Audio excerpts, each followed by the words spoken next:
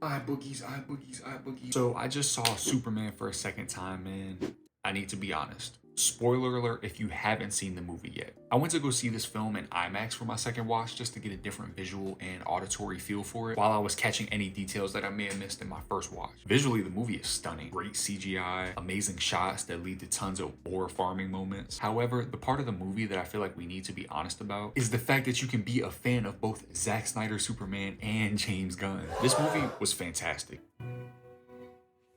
I get that comparisons are sort of a benchmark for how good something truly is, you know, stacking something up against its competition. But Man of Steel and Superman have two different tonal goals, so I don't think it's necessary to shit on one to praise another. You're more than entitled to your opinion, right? However, if you don't like this movie, which is completely fine, I would prefer for you to explain why you don't like it without bringing up any past version of Superman.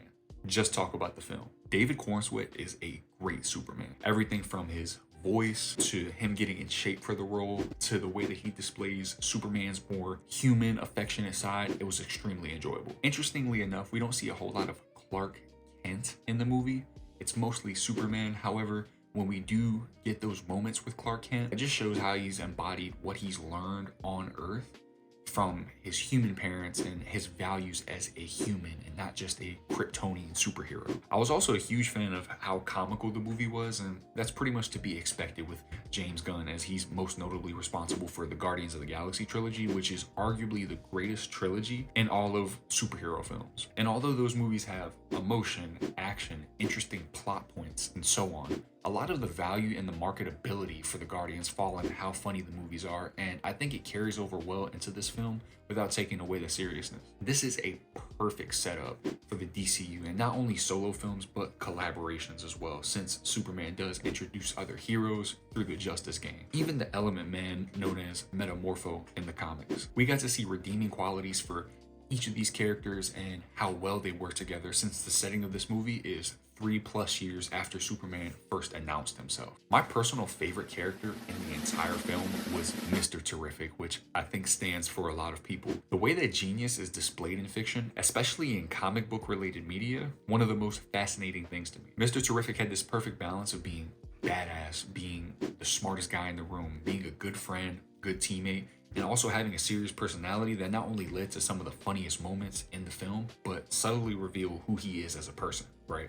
Now, James Gunn did say that his goal wasn't to display a Superman that can just punch planets away. However, he did display some insane feats in the movie, let's not get it twisted. Like, for example, being able to survive an anti-proton river, resisting a black hole with just his super breath when he already crossed the event horizon, casually being able to lift large buildings and even a creature that's hundreds of feet tall. Online, people are making it seem like this version of Superman is just flat out weak. However, the only loss that he takes in a fight in this film is against the Hammer of Bravia. And the Hammer of Bravia is Ultraman. And Ultraman is a clone of himself. And not only is he just a clone of himself, he's being controlled by Lex Luthor.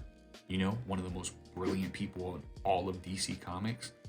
The same Lex Luthor that's had 3+ years of prep time since the world found out about Superman and was able to devise 2,500 possible moves by studying Superman's actions.